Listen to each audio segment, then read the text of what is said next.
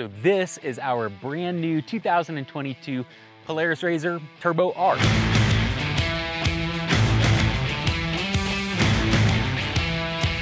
It's the Ultimate Edition, and today we are here to test it out, give overall first impressions to find out what it's good at, what it's not so good at, and just overall what we think and what we want to update in the future. So with that, Taylor with KC, this is Trail Tested. Let's get into it.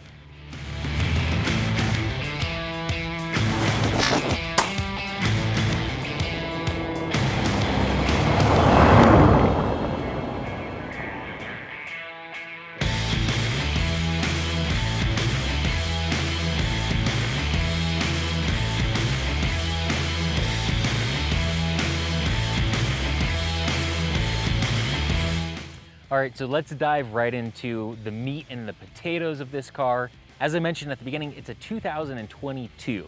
So this is a Polaris RZR Turbo R4. We opted for the Ultimate Edition in this ghost gray color, so it's a very pretty color. We actually like it a lot. It's not black and yellow like KC, but that's okay, it's really nice. So overall, it's a 74-inch wide car.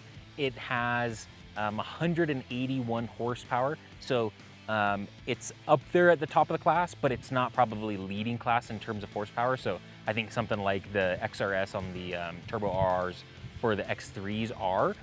So this car is a little bit different, a little bit lower horsepower. But as I mentioned, it's a four-seater, so it's got a lot more room to be able to bring your friends, to be able to bring the family, or maybe it's just you and another person to load up a bunch of gear into the back of the vehicle, like actually what we're doing today to film this video, full of camera gear and all that kind of stuff in the back. So it's a really nice platform. It's got a big storage, a big cargo area in the back as well. It's got roughly 16 inches of ground clearance in total with this thing. And it's just a nice, fun car. It's relatively light for its size as a four-seater. It's 2,300 pounds, somewhere in that range. So overall, it's a great vehicle. It's got lots of nice specs. The Ultimate Edition comes with all the fancy stuff on the inside that we'll get into, as well as the fancy suspension, which is the Dynamics DV. It's an electronically controlled compression and rebound on the Fox Live Valve shocks here, so we'll also show that off inside as well. All right, so wanted to take a minute to cover all of the different things going on the interior of this RZR. There's a lot here, there's a lot happening.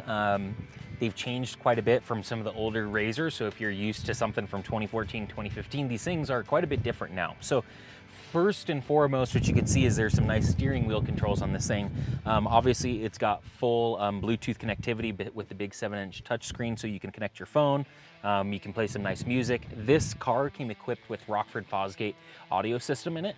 So it's really nice, just kind of cruising low speeds. At high speeds, it doesn't really matter. You can't hear it anyway. So that's one really cool feature. But really, the next cool thing is the other side of the steering wheel.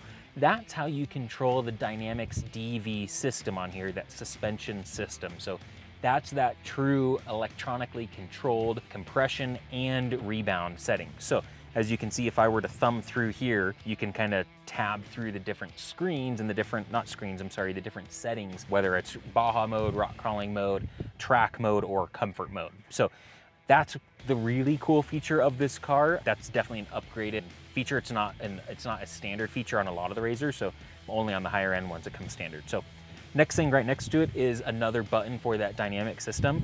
Big red button, it's basically the oh shit button. What this does is completely locks up the suspension, so if you're coming into a big G out, you'll hit that button right beforehand and it locks that suspension up and stiffens it nicely for, I don't know, roughly a second and a half or so to get through that G out, so that way it doesn't come crashing down too hard. So that little red button's kind of the get you out of trouble mode right there. So that's the first really cool part of it. The next thing is over on the big 7-inch touchscreen. There's obviously a bunch to cover beyond that. I mean, there's also really nice storage compartments throughout the whole thing that are weather safe, weather sealed, all the chargers for your phones, all kinds of cool stuff. There's interior lighting, just really nice stuff. But back to this thing, you can see that it's got all the gauges that you'd ever want to see, from temperature to direction to elevation control to, for us, it's really important to see the voltage of the car for the battery. So it's got all those different modes, speedometer, of course, all that stuff. So it's really cool to have all that. But the really big feature is Polaris's ride command system. So this is their GPS, built-in GPS navigation system. So you have built-in nav in here, but you also have the Ride with Friends feature where you can kind of link this up with other Polarises that have this same system in it, and you can kind of track your route. You can see where your other friends are right as they're behind you as it's live. So it's a really nice system. That's honestly one of my favorite things about this car, is the ability to have that. Now, that being said, right behind us is our Can-Am X3, and that is of course not compatible with that. So if you're riding with a bunch of Polarises, works great. If you're riding with people that have Polarises and Can-Ams, or even Kawasaki's, Hondas, whatever, it's not gonna work. It's only gonna be for the Polarises for some of those features. So that's the real cool part. Obviously there's tons of bells and whistles throughout here. Everything that came factory is just really, really nice, really high quality, from the seats to the doors to the latches. All of it is really nice. Even the little headlight switch and the two-wheel drive to whatever they call the on-demand all-wheel drive system, kind of a four-wheel drive. The switches are no longer just like your cheap standard plastic rocker switch. They're actually really high quality, nicely designed switches that are illuminated as well. So the whole car just feels modern. It feels brand new, of course, because it's a brand new model for them, but you can really tell that Polaris put a lot of effort into this car in general. So with that, that's a lot of the interior stuff to check out. I think that's it for the inside.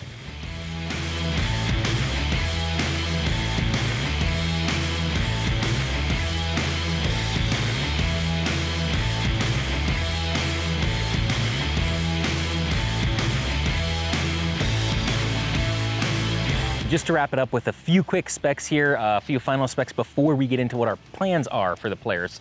I don't think I mentioned it earlier, it does come on 32-inch Maxxis tires.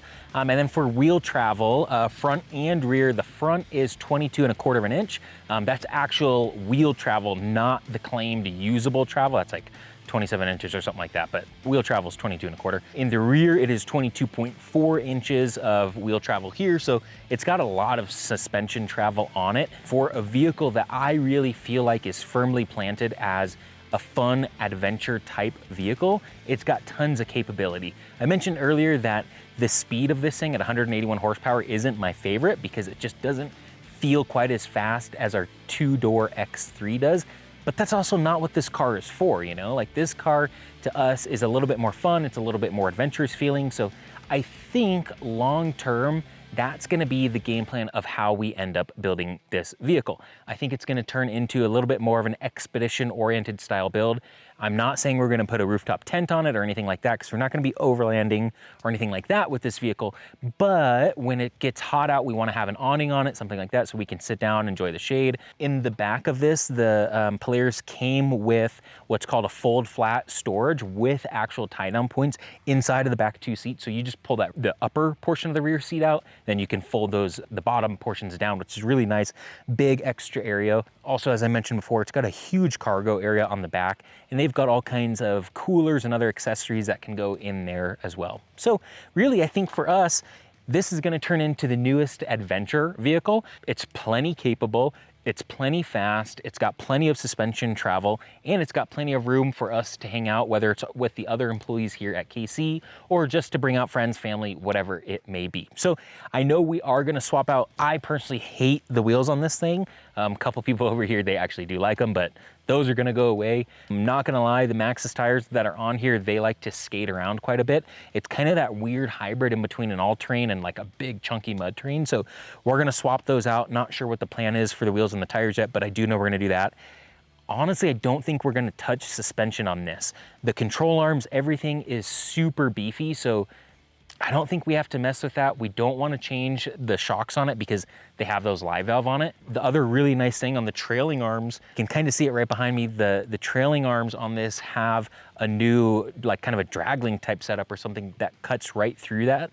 That actually allows for better adjustment of camber caster on the rear tires, which the Turbo S's did not have previously. So once you slap those suckers on, your tires and wheels they kind of were where they were. So Polaris has built in a little bit more adjustability on this model. So again, I don't think because of the quality of the components on this car, I don't think we're gonna even touch suspension. So a lot of it's gonna be cosmetic. We're gonna R&D, fab up some light mounts for it, some overhead roof bars, some A-pillar brackets, stuff like that. So in general, that's gonna be the future of this build.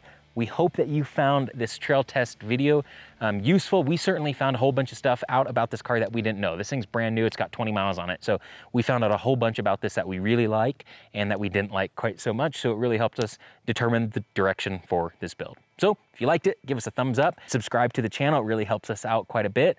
And remember to go adventure further.